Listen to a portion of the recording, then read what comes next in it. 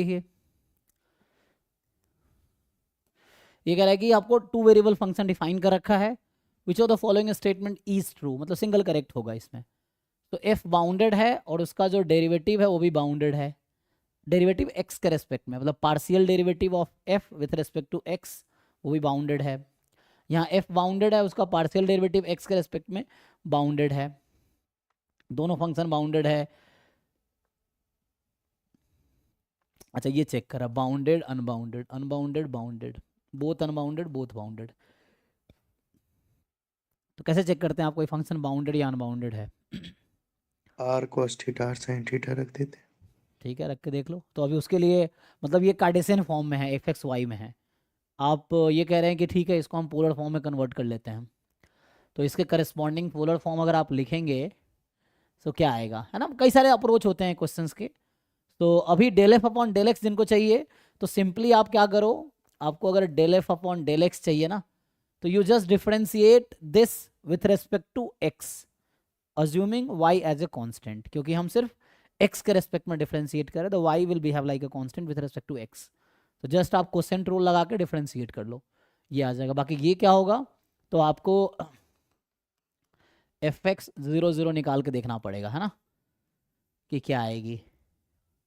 तो लिमिट क्या होती है, h tends to 0, F of H 0 minus F 0 0 upon H. इसको सॉल्व करेंगे आप, तो F of H 0 minus F 0 0 upon H, H 0 Y को 0 रखेंगे तो 0 ही आ जाएगा, तो 0 माइनस 0 अपॉन एच, तो ये 0 आ जाना है एट द एंड। तो मतलब ये है कि ये रहेगा 0 जब एक्स वाई 0 0 है। अगर मान लीजिए यहाँ 1 आता एग्जाम्पल के लिए, तो मैं यहाँ पे 1 लिखता, ठीक है।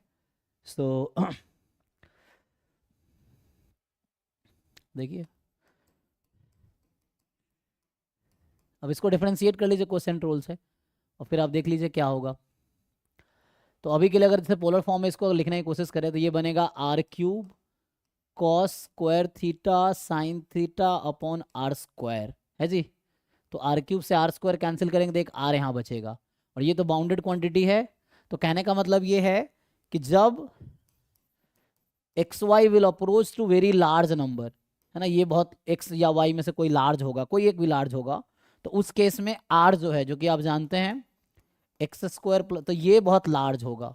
तो large in the sense plus infinity, इनमें से कोई भी एक इन्फिनिटी को अप्रोच कर रहा है मान लो एक्स वाई में से, तो ये वैल्यू इन्फिनिटी को अप्रोच कर जाएगी। और आर अगर इन्फिनिटी को अप्रोच कर जाएगी, मतलब एक्स वाई में से कोई एक्स हुआ ना, मान लो वाई ही ले लो, वहाँ पर क्यूबिक है, मतलब एक्स वाई दोनों लार्ज है लेट से, तो आर बहुत लार्ज हो जाएगा, और उस केस में ये इन्फिनिटी को अप्रोच करेगी। वैसे भी देख सकते हो आप, न्यूमरेटर की डिग्री 3 है और डिनोमिनेटर की डिग्री 2 है, तो न्यूमरेटर इज डोमिनेटिंग, ठीक है ना। तो न्यूमरेटर विल डिसाइड, है ना, बाउंडेड होगा नॉट बाउंडेड होगा, क्योंकि डिनोमिनेटर हमेशा पॉजिटिव है। तो अगर न्यूमरेटर बहुत लार्ज वैल्यू है तो वो लार्ज इन्फिनिटी की तरफ ले जाएगी, तो एफ तो अनबाउंडेड है, ठीक है ना। वो यहाँ से भी दिख रहा है, वैसे भी दिख रहा है। तो यहाँ ये बचा अभी R cos square theta sine theta. तो कहने का मतलब ये है कि थीटा आप कुछ भी ले लो, anything, theta belongs to R, anything you take, तो ये पार्ट बाउंडेड है। लेकिन आर जब बहुत लार्ज लोगे, मतलब एक्स वाई में X and Y both are large number, तो ये फंक्शन इन्फिनिटी की तरफ जाएगी, जो कि अनबाउंडेड हो जाएगी। तो इसका मतलब है फंक्शन बाउंडेड तो नहीं है, तो ये बाउंडेड कह रहा है तो ये आउट हो गया। ये बोल रहा है दोनों बाउंडेड है, तो ये भी आउट हो गया। अब बीसी में से आपको एक डिसाइड करना है, तो उसके लिए आपको पार्शियल डेरिवेटिव लिखना पड़ेगा। तो आप क्या करेंगे, एक्स के रेस्पेक्ट में डिफरेंशिएट कर लीजिए क्वोशिएंट रूल लगा के, तो देखिए क्या आता है। तो बताइए क्या आएगा। बाउंडेड आ रहा है। आएगा ना, मतलब वो क्वाड्रेटिक अपन क्वाड्रेटिक आ जाएगा टाइप का ना, या सॉरी डिग्री 4 वाला आ जाएगा डिनोमिनेटर में ना, क्योंकि यहाँ डिनोमिनेटर तो आना है X square plus Y square का होल स्क्वायर, तो मतलब डिनोमिनेटर डिग्री 4 है, वहाँ न्यूमरेटर वाले टर्म की डिग्री कितनी आ रही है, एक और आ जाएगा। 4 ही आ जाएगी, ओके।